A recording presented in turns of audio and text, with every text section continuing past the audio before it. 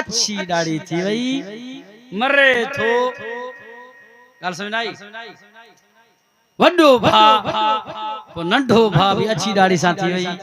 वो आयो आ ॾिठी अधो मरे थो माल मिलकत ते कब्जो कयो हई नाराज आहे हाणे वई परचायस मरे थो मरण ते आयो थस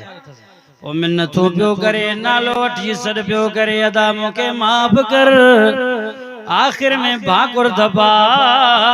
मौत जे बिस्तरे ते आए हथ सां इशारो कई गालाए भी न पियो सके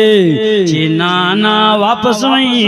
वई रुठल भा के जीरे पर जाए न सकियो मौत जे बिस्तरे पे हलो इहो दुख भी साण खयो हलो केतरा भाई मरी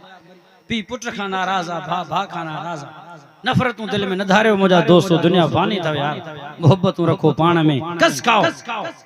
पी मरियो वडो भा राकासा नंढे भा जे मिलकत ते कब्ज़ो कजी पंजी कमाई हुई गाल समझ आई नंढे भा के भोग करे छड़ी केतरा ही रोंदा आहिन चवंदा आहिन परचू दींदा आहिन सही जुल्मा कारा दुआ कयो सी असन ही मसलो आ तंजे करे हदीस पाक में आ एक इंच जे करे के जे बनी बारे ते कब्ज़ो की क़यामत दी छतन ज़मीन के अल्लाह जे गिची में गारो करे वजी चंदो खण त तो के हाणे खबर पए किथा खणी सघंदा पर हक किथा नींदा मुजा दोस्तों इन जे करे गरीबन जा हक न खाओ पांजे नंढे भा कस खा तू वडो आई ए वडो भाव जो अदब कर नंढे के हया ना है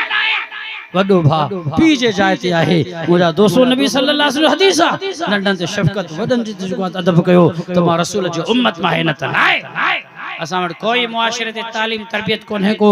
मुजा दोस्तों अजीजो ये कम सिधा कंदो बाकी कम सिधा थिंदा रहमतू तने थिंदियो बरकतू तने थिंदियो उन भा जे घर में झड़वा बाह लगो पियो सड़े थो पियो मरे थो पियो ए हिते वेठो गम उन जो मुंजो त कोन है मुजा दोस्तों अजीजो ये गालियो छरे